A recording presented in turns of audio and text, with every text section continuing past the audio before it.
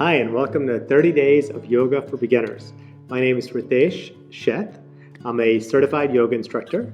I did my teacher training with the Art of Living Foundation in Los Angeles, and then I went to India from 2013 to 2017 to study yoga and naturopathic medicine. So I'm really grateful to be here. Today we're at Sarasana Bee Caves here in Austin, Texas.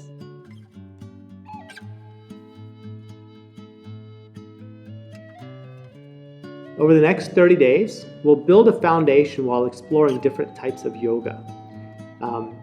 We'll do the first 10 video series, first 10 classes together, and then you'll repeat those 10 classes 2 times to get to 30 total days. Yeah?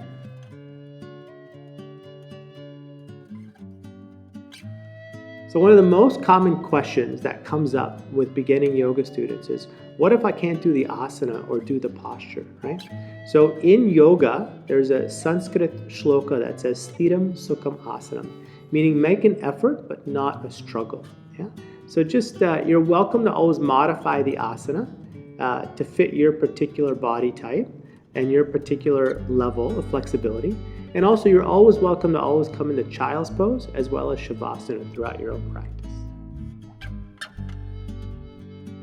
You may also wonder or ask why I have props in the different classes that we're doing. And the reason being is that it's optional. So I like to have a bolster and a blanket and a yoga mat and blocks and sometimes even a belt that helps to support the body in different asanas, but they're totally optional. If you don't have a bolster, you can use a pillow. If you don't have a blanket, you can use a towel, anything simply to help you feel more comfortable in your yoga practice.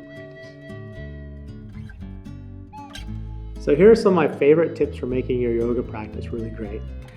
One is see if you can find a quiet place to practice yoga. Yeah? If you can find a room without any pets or a room without any electronics, it can really be helpful to create a calm and serene environment. If you can put your phone in airplane mode, that also helps so you're not getting a bunch of text messages or phone calls during the practice. The other thing I'd recommend is getting a towel. So in case you start sweating a lot, you can just wipe off, and staying hydrated. So drinking water is really important. If you can practice yoga on an empty stomach, that's ideal. So not having any food for at least 4 hours before your practice can really help with you going much deeper into the asanas.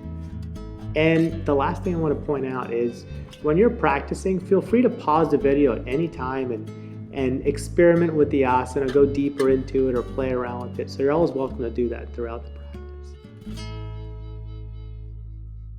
So at the end of each practice, if you get a chance, after resting for 10 minutes in shavasana, if you can sit for 10 minutes in meditation, it's really, really helpful. That's really the goal of yoga, right? Is for meditation. You can find a variety of, either sit for your own meditation or do any guided meditation, it's fine. And now we're ready to begin on our yoga journey. Namaste.